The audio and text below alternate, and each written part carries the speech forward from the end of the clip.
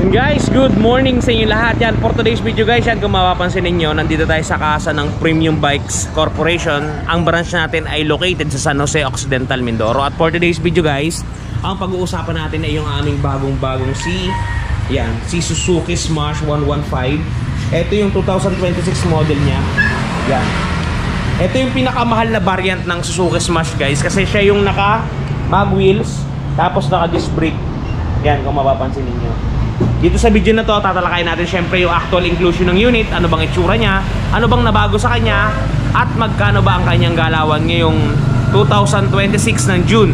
Yan, para doon sa mga nagbabala kumuha ng Smash, the legendary Smash, ito ang video na para sa inyo guys. Okay, bago natin yan, bago natin tirahin kanain, syempre, intro muna tayo.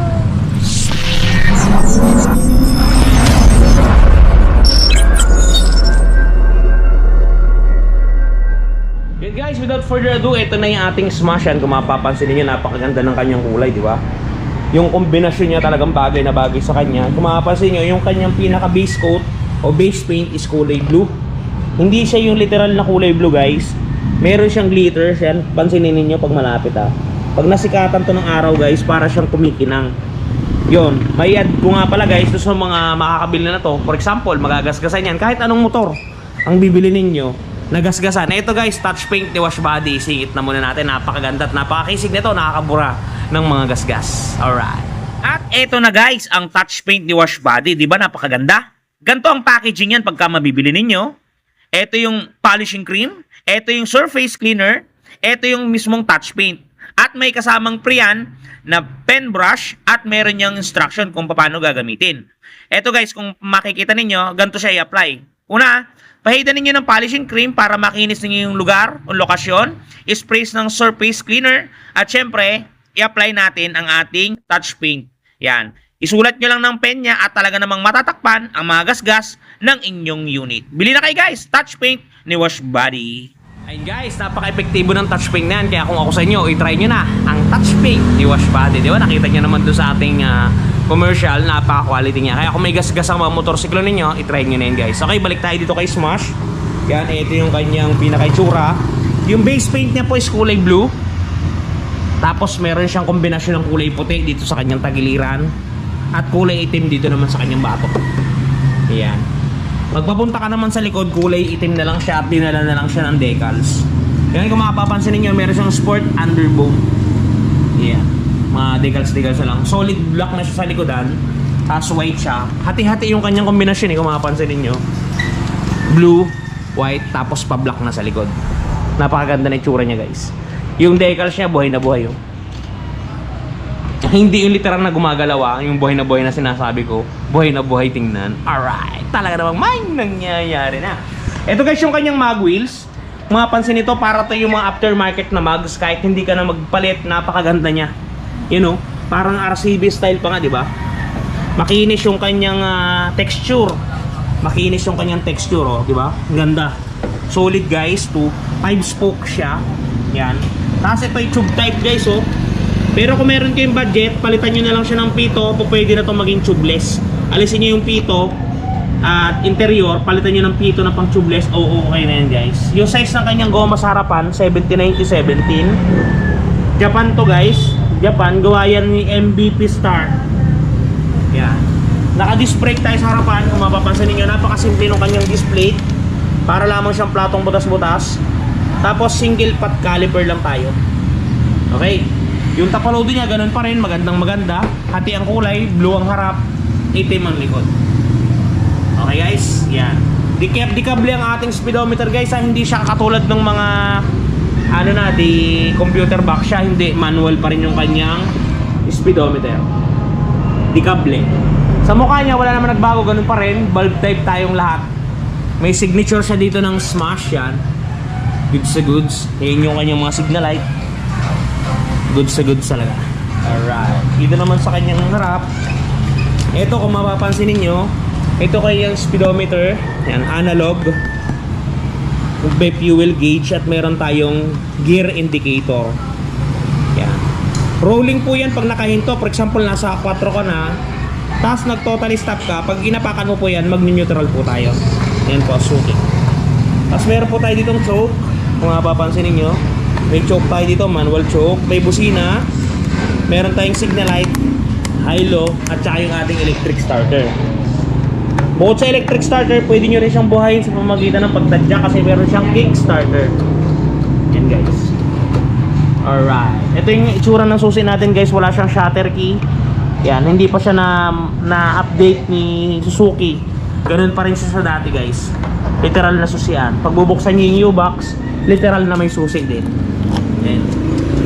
As yung rear natin, rear shocks natin, yan maganda naman siya. Okay na to sa akin, pero dun sa iba siguro nagpapalit pa talaga sila. Pero okay na to sa akin. Yung mag siya sa likod, ganun din maganda. 5-spoke din siya. Ang size po ng ating gulong sa likod ay 80-90-17. Gawa pa din to guys ni MVP Star. Ganda. Yan. Meron tayong chain guard para sa mga putik-putik. Yun, goods na goods.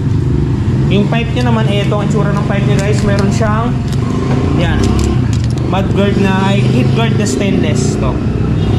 Tapos yung loob niya, total black na siya. Maganda yung ano yan, yung tip niya, no? Diba? Para siyang tatlo na forma. Alright. Yan. Pagka U-box naman guys, ito yung inclusion ng ating unit. Pansinin niyo.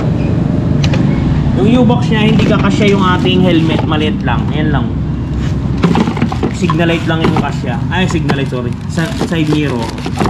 Ito yung side mirror niya. Ganun pa rin sa dati. Papakita ko sa inyo. Bubuksan ko lang. Wait lang. Makunat yung plastic. Yan. Ganito yung side mirror niya. May tatakyan na Suzuki. Yan. Kita niyo ba? Yan. Goods sa goods. Tapos, ang kasama niya, muntik pa malaglag. Yan. Owner's manual at saka warranty guidebook. Tapos, ito. Andyan yung makikita yung kanyang tools guys. Ito yung tools niya. Pangtanggal ng spark plug at screw na positive at saka negative. Yun lang po ang kanyang tools. Dalawa lang. Kasi ito ang itsura po ng kanyang battery. Yan. Yan po ang itsura ng baterya niya. Maliit lang po yan. Parang sa XRM lamang. Yan po. Balik na po natin. Wala na po tayong ibang makikita dyan kundi yan lamang. Iyon. Kung sa kanyang bangko po yan, walang kakaiba. Literal na bangko lang po talaga. Walang design. Walang tahe. Solid lang. Yan po. Guys, ipakita na natin yung kabuang itsura ng ating Suzuki Smash. Syempre, yan. Ito nga pala, hindi ko pa na ipakita. Ganito yung style niya. Pagka doon sa, kasi naka-disc brake tayo sa harapan, yan, may butas dito. Pagka yung wala kasi, same siya dito. Wala, yan, walang ganito. Siya ngayon, meron siyang, yan, nakalabas siya. Yung presyo nga pala nito guys, ito yung presyo ng ating Smash ngayong June 2026, yan. Yung suggested retail price natin, 64,900. Down payment po natin is 3,470. Pagka nag-down po kayo ng 3,470, ang magiging monthly po natin sa looban ng ng dalawang taon, sorry, 4,194. Sa loob naman po ng 3 taon, 3,195. Yan po yung presyo ng ating Suzuki Smash, disc, tsaka mags. Yung pinakamahal po ito na variant ng Smash, 115, 2026. Screenshot nyo po. At yun, sa mga nagtatanong nga po pala, ito yung ating free na helmet. Pagka kukuha po kayo ng installment, tatandaan nyo po, installment lang. Oras po na ikinash nyo yung motor, wala pong free helmet yon. Motor lang po talaga. Ito po yung ating free helmet. Yan, kung mapapansin niyo parang Move It. Kulay pula. Yan. May tatak siya ng HQC. Yan. Ang ibig sabihin po ng HQC, High Quality Control. Hindi, joke lang. Meaning ko lang yun. Hindi ko alam yung meaning yan. Yan. HQC siya. Quality check naman siya guys. Yan o. Tapos meron siya ditong logo ni Premium Bikes Corp. Kulay red ang available at saka kulay black. Maganda rin siya, pwede na, hindi na kayo mauuli dito ng mga LTO. Goods sa goods to. Yan, nakukuha lamang ito guys sa pagkahulugan. Pagka-cash, wala po nito. Yun. Yun guys, sana ay nakalinaw tayo o naliwanagan at nakatulong tayo dun sa mga nagbabalak kumuha ng Smash ngayong panahon na to. Yun po yung kanyang presyuhan para po may idea kayo pagka pumunta po kayo sa mga dealership. Yun nga po pala, pag kukuha kayo ng motor, isama nyo po sa listahan si Premium Bikes sapagkat napakarami po nating promo na ipinamimigay ngayong mga panahon po na to, June 2026 onwards po yun na hanggang December. Marami po tayong promo Kaya doon sa mga gustong kumuha ng motor, bisitahin nyo po. Mababait naman po ang mga staff ni Premium Bikes Corporation. Okay guys, hanggang dito lang muna ang video natin. Ingat kayo palagi at palagi po kayo magpapakasaya. Yun. Sa mga hindi pa po nakapag-subscribe, subscribe na po kayo at talaga naman po may nangyayari na. Okay guys, hanggang dito lang. See you around. Bye-bye. Shoes!